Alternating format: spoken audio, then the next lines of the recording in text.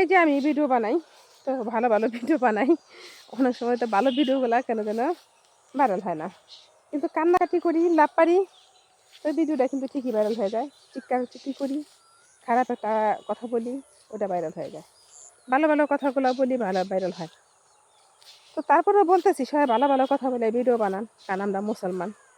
মুসলমানের মেয়েরা খারাপ কথা বলে ভিডিও বানানোর কোনো প্রয়োজন নেই। অনেক সময় তো দেখতেছি অনেক অনেক ধরনের মুখ ব্যবহার করে আর কি, খারাপ করে। সেটা করবেন না।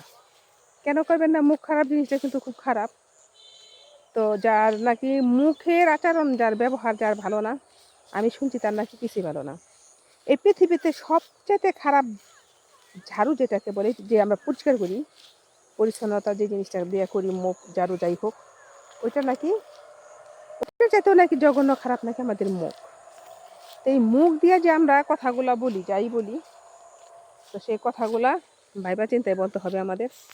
তো মুখ ঝাড়ু চাইতে পৃথিবীতে বড় ঝাড়ু আর কিছু নাই।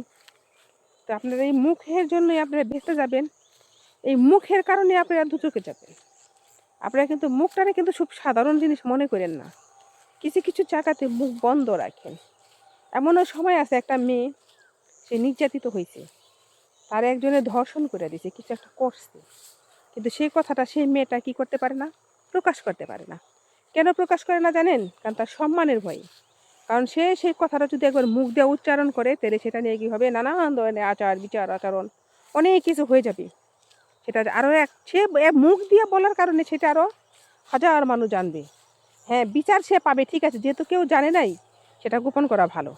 আর যেটা নাকি সবাই দেখে আলাইছে, একের অধিক তিনজনে দেখে আলাইছে, দুই কানে থাকলে সেটা পাপ না। তিন কানে গেছে, তিনজনে জানে হালাইছে, ওটাই মনে করেন ওটা প্রচার করে দিতে হইব, ওটার বিচার অবশ্যই চাইতে হইব, তোমার পাপ হয়েই গেছে।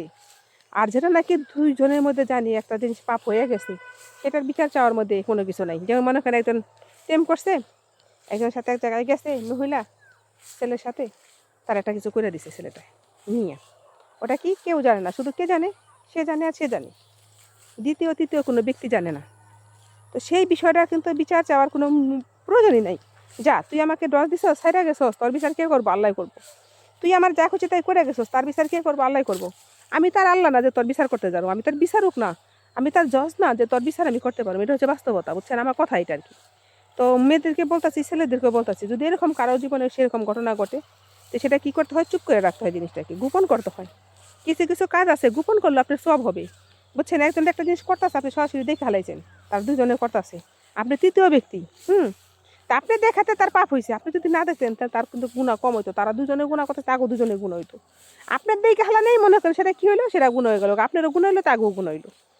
তো কিছু বুঝার আছে, বুঝছেন। তা আমরা কি করি, মানুষ বুঝাও কি করি, না বোঝার ভান ধরি, আমরা লাভ পারি, বুঝছেন। সব বিষয় নিয়ে লাভ পারতে নেই, কিছু কিছু বিষয়কে গোপন রাখতে হয়।